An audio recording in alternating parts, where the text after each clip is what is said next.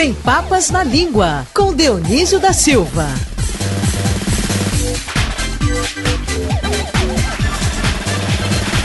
Dionísio da Silva, começando logo aqui, puta que o pariu, hein? Que correria, pronto. Já que vamos falar de palavrão, pronto. Esse é uma rádio que não tem medo dessas coisas. Precisa parar com esse negócio de ter preconceito quando se discute cultura, quando se discute tendências. Vamos abrir a mente. Hoje, então, o programa é esse. Dionísio, explica para nós um pouco esse fenômeno. A palavra surge como santa, termina como pecadora, ou surge como pecadora e termina como santa. Fala um pouco desse processo histórico para nós. Boixá, a prostituta o ofício da prostituta nasceu ao lado dos altares, à frente dos templos. Lá dentro dos templos havia as vestais, que eram virgens e não podiam, em resumo, dar para ninguém. Mas à frente dos templos haviam as mulheres que eram obrigadas por dever sacerdotal a manter relações sexuais com o primeiro que chegasse ao templo. Depois isso migrou para as ruas e ela passou a fazer disso um meio de vida. E assim, em breves segundos, um resumo, né? Há muitas sutis complexidades nessas transformações. E sempre que entrou o homem na vida da mulher, nesses casos, entrou para piorar uma coisa que já era difícil, porque daí surgiu o agenciador, o gigolô, e transformou aquele ofício sagrado numa coisa comercial de baixo nível, de humilhação, de usos indevidos e tal.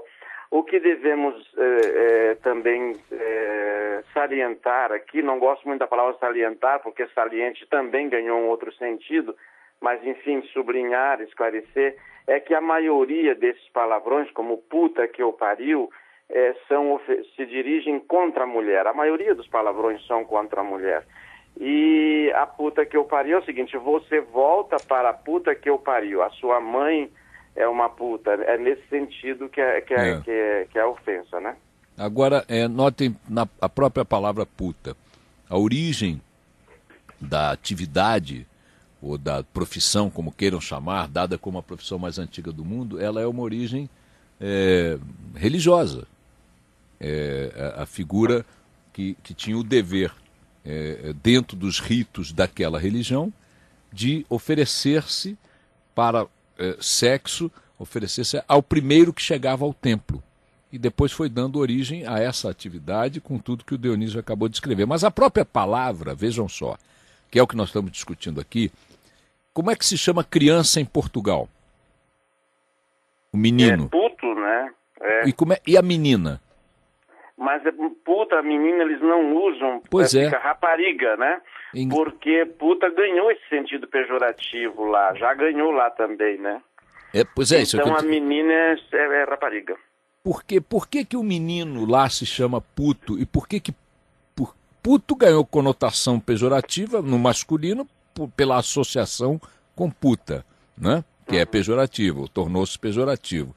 Mas por que o menino lá é puto, putinho?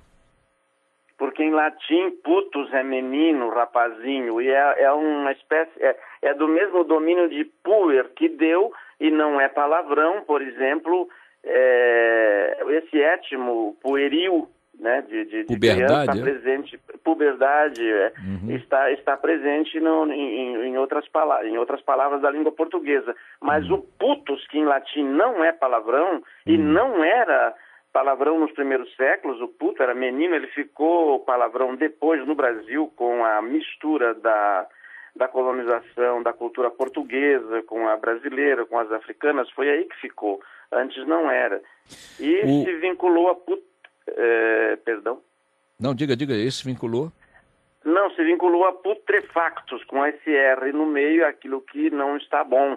Podre, né? Putrefação, podre, Agora, e é também o que ficou a puta, Boixá. A puta passou a denominar já nos finais do Império Romano uma grande cloaca, um buraco onde jogavam a sujeira das ruas. Então a prostituta passou a ser chamada puta comparada com aquela cloaca, com aquele buraco, com aquele depósito de lixo.